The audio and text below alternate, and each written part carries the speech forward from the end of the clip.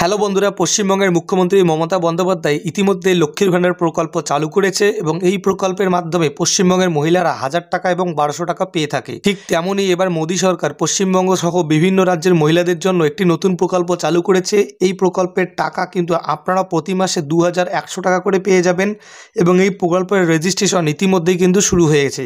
তো কীভাবে এই প্রকল্পে আবেদন করবেন, কী কী শর্তাবলী রয়েছে, কিভাবে টাকা পাবেন এবং প্রকল্পটি কোন কোন রাজ্যে চালু হয়েছে, প্রকল্পটির উদ্দেশ্য কি, সমস্ত কিছু থাকছে আজকের এই ভিডিওটিতে। তাই আপনার বাড়িতে যদি কোনো মা বোন থেকে থাকে অথবা আপনি যদি কোনো মেয়ে হয়ে থাকেন তাহলে আজকের এই ভিডিওটি একদম শেষ পর্যন্ত দেখুন, তাহলে কিন্তু সমস্ত বিষয়টা বুঝে যাবেন।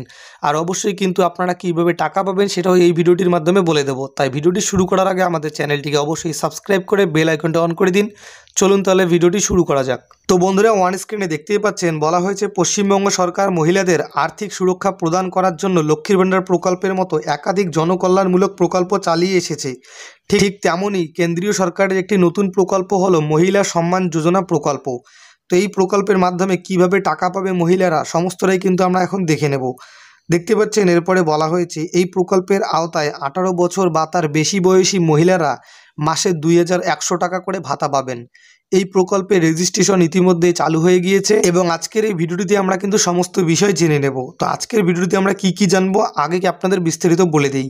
সবার প্রথমে আমরা জানবো লক্ষ্মীর ভাণ্ডারের মতোই কি কি সুবিধা রয়েছে, তারপর জানবো এই প্রকল্পের শর্তাবলী, তারপর জানবো যে কিভাবে রেজিস্ট্রেশন করবেন এবং তারপর জানবো কিভাবে টাকা পাবেন।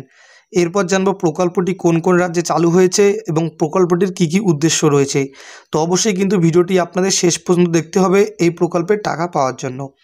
এরপর বলা হয়েছে যে লক্ষ্মীর ভাণ্ডারের মতোই সুবিধা। তো লক্ষ্মীর ভাণ্ডারের মতো কী সুবিধা চলুন দেখে নিচ্ছি। দেখতেই পাচ্ছেন বলা হয়েছে পশ্চিমবঙ্গ সরকারের লক্ষ্মীর ভাণ্ডার প্রকল্পের মতোই এটি মহিলাদের জন্য একটি গুরুত্বপূর্ণ উদ্যোগ। লক্ষ্মীর ভাণ্ডার প্রকল্পে যেখানে প্রতি মাসে 1000 টাকা থেকে 1200 টাকা দেওয়া হয়, মহিলা সম্মান যোজনা দেওয়া হবে আরও বেশি। এখানে প্রতি মাসে 2100 টাকা করে প্রত্যেক মহিলাদেরকে ভাতা দেওয়া হবে। অর্থাৎ বুঝতেই পারছেন লক্ষ্মীর ভাণ্ডার প্রকল্পে কিন্তু 1000 টাকা এবং 1200 টাকা দেওয়া হতো, কিন্তু কেন্দ্র সরকারের এই প্রকল্পে কিন্তু 2100 টাকা করে দেওয়া হবে। এরপরে রয়েছে প্রকল্পের শর্তাবলী, অর্থাৎ এই প্রকল্পে আবেদন করতে গেলে আপনাদের কি কি শর্ত মানতে হবে। দেখতে পাচ্ছেন কি কি বলা হয়েছে, আমরা কিন্তু সমস্তটাই জেনে নেব। মহিলা সম্মান যোজনায় আপনাকে আবেদন করতে গেলে যে আবেদনের শর্তগুলো রয়েছে সেগুলি কি কি। তো সেগুলি হলো, দেখতে পাচ্ছেন এখানে 3টি কিন্তু শর্ত রয়েছে। প্রথম শর্তটি হলো আবেদনকারীর বয়স 18 বছর বা তার বেশি হবে, অর্থাৎ 18-র বেশি হতে হবে। এরপরে 2 নম্বরের শর্ত হলো তাকে একজন ভারতের নাগরিক হতে হবে। অর্থাৎ আমাদের পশ্চিমবঙ্গে কিন্তু লক্ষ্মীর ভাণ্ডার কিন্তু শুধুমাত্র পশ্চিমবঙ্গে দেওয়া হয়, সেটা পশ্চিমবঙ্গের মহিলাদের জন্য, কিন্তু এই প্রকল্প কিন্তু ভারতের সমস্ত মহিলাদের দেওয়া হবে।